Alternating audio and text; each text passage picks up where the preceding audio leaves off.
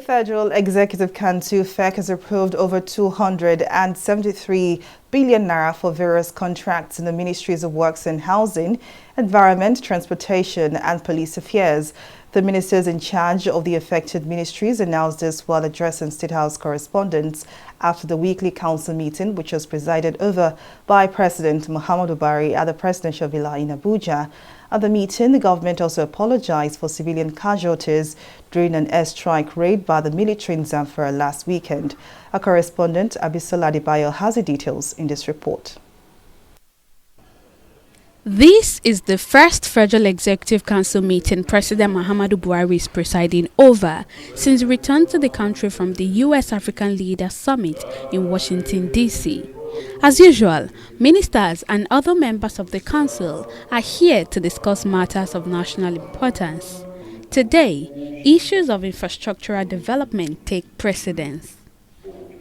In 2020, President Muhammadu Buhari had performed the groundbreaking ceremony of the Port Harcourt to Maiduguri $1.96 billion rail line project to further stimulate economic activities.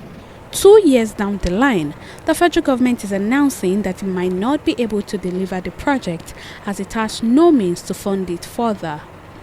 When the contract was approved, it was approved on the premise that 85% will be funded through foreign loan, while 15% will be the counterpart funding from the national budget.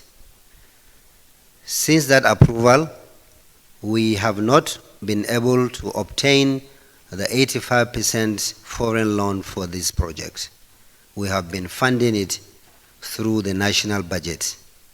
Road transportation is also not an exception. Minister of Works and Housing Babatunde Fashola explained that the remaining works on the Obosi and Asaba sides of the second Niger Bridge is progressing well, as he promised the project will be delivered before the first quarter of 2023. The link road on the Asaba side, because that's what really remains. So if you go there now, you will see a lot of stockpiling of sand because it's marshland. We have to then accelerate the process at which the sand settles through technology called prefabricated vertical drains. So we still are working to achieve the completion of that part before end of May. The Minister of Power also gave his briefing on power projects across the country and how they will be financed, all in a bid to improve electricity supply. All of them are TCN projects to be financed through their IGR. But one out of that, it was a ministry's project, but due to a lack of funding, TCN was approached and they gladly accepted to fund that. That is the two projects at Zinc and